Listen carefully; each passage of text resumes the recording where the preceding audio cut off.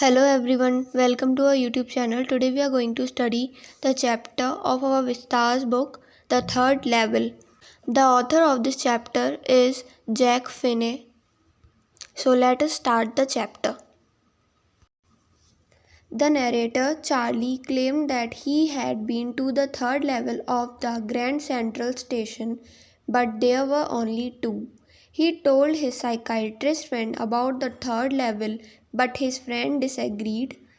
जो नरेटर है हमारा चार्ली, वो ऐसा बोलता है कि वो ना थर्ड लेवल पर रीच कर चुका है ग्रैंड सेंट्रल स्टेशन के, बट रियल में वहाँ पर सिर्फ 2 ही लेवल थे। साइकाइट्रिस्ट फ्रेंड को ये बात बताता है कि वहाँ पर थर्ड लेवल है, बट जो चार्ली का साइकाइट्रिस्ट फ्रेंड था वो मना कर देता है उसकी बात से, कहता है कि नहीं, वहाँ कोई थर्ड लेवल नहीं है। The psychiatrist told Charlie that there was no third level and that he only wanted to escape the fear, insecurity and worries of the moral world. जो चार्ली का दोस्त है वो मना करता है कि नहीं, वहाँ कोई थर्ड लेवल नहीं है, ये तुम ना सिर्फ अपनी रियलिटी से भाग रहे हो और तुम बस स्ट्रेस्ड हो, तुमको किसी भी प्रकार की जो भी चिंताएं हैं वो परेशान कर रही हैं, तो उसको लेके तुम बस भागना चाहते हो, तो इसीलिए तुमने एक जो थर्ड लेवल है अपने आप दिमाग में बना लिया है। थर्ड लेवल कोई एग्जिस्ट नहीं करता है। वो जो चार्ली को समझाने की कोशिश करता है साइकाइट्रिस्ट फ्रेंड उसका। The invisible level. One day while Charlie came from the office late, he decided to take Grand Central subway. He wanted to get home fast to his wife Lucia. तो एक दिन Charlie जो था वो घर आ रहा होता है ऑफिस से काफ़ी देर रात से, तो वो जो ग्रैंड सेंट्रल सबवे से घर जाता था, तो उसको जल्दी से घर जाना था, तो उसने वहाँ पर से चलना स्टार्ट किया। Earlier in his life, Charlie has forgotten route to his destination multiple times while going home. इससे पहले भी चार्ली कई बार रास्ता भटक जाता था, जब भी अपने घर से पहुंचना होता था। पहले भी बहुत बार वो भूल चुका था अपने घर का रास्ता, तो इस बार भी वो भूल ही जाता है obvious. He entered a corridor that was angling left and then slanting downwards. तो वो एक कॉरिडोर में एंटर करता है जो लेफ़्ट साइड की तरफ जा रहा होता है, और उस मतलब स्लैंट होता है, ढलान उसकी होती है, नीचे की ओर जा रहा होता है वो। तो जो चार्ली है वो तब भी वहाँ पे चलना कंटिन्यू करता है और फिर वो थर्ड लेवल में एंटर कर जाता है.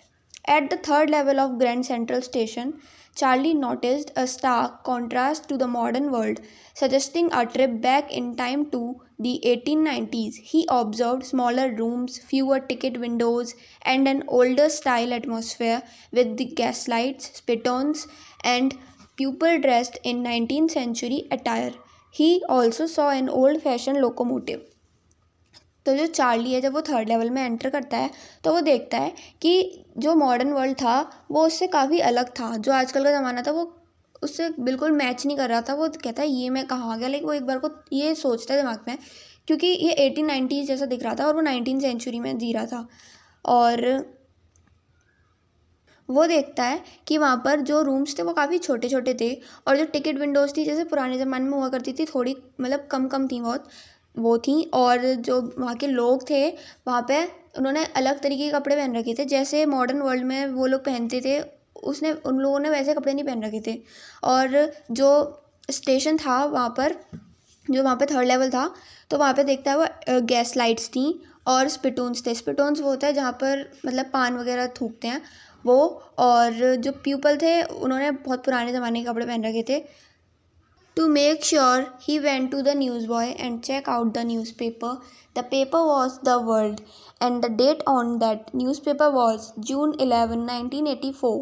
When he was about to pay the fare for the tickets, the man at the ticket counter refused to take that currency as he demanded old currency notes.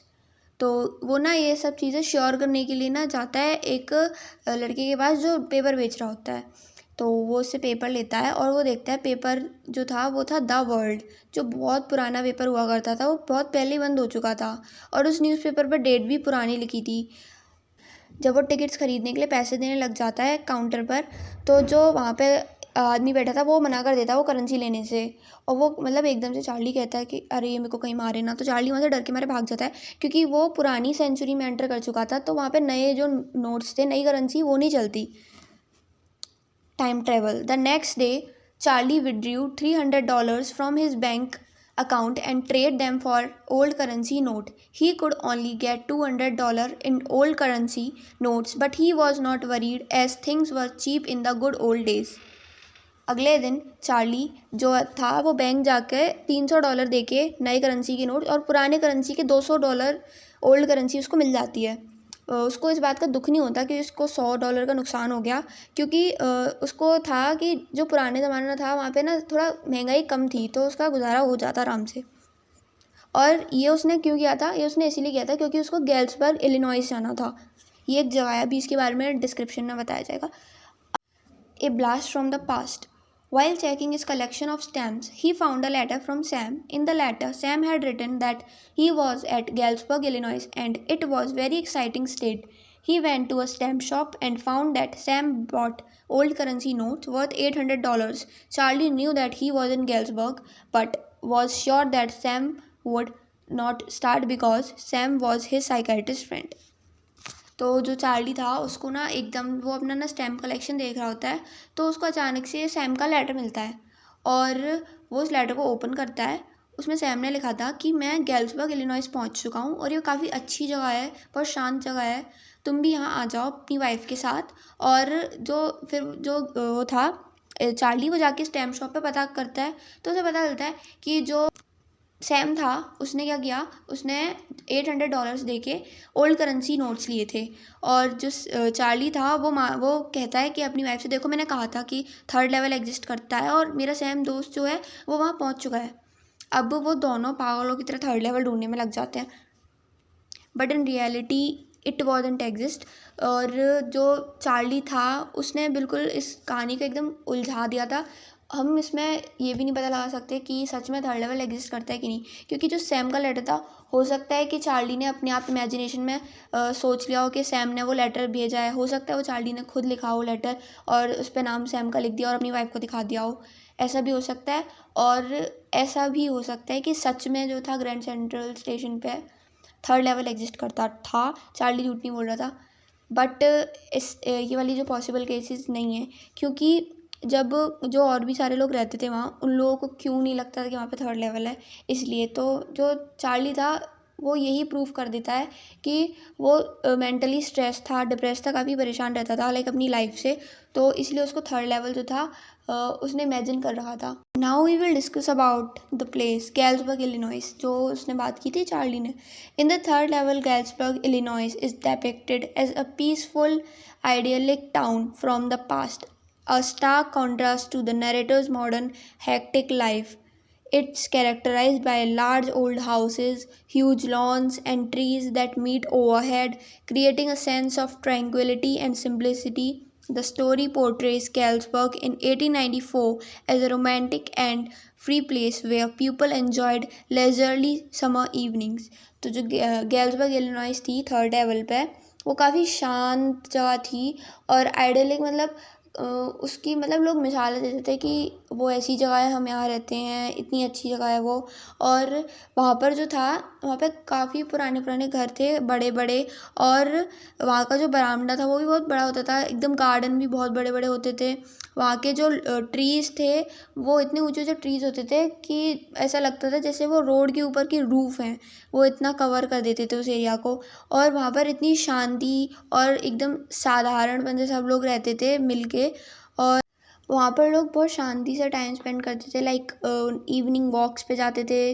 जो वहाँ के men's थे वो cigar smoke करते थे, और उनकी जो वाइफ्स थी वो उनके साथ साथ चलती थी, मतलब आपस में टाइम स्पेंड करते थे।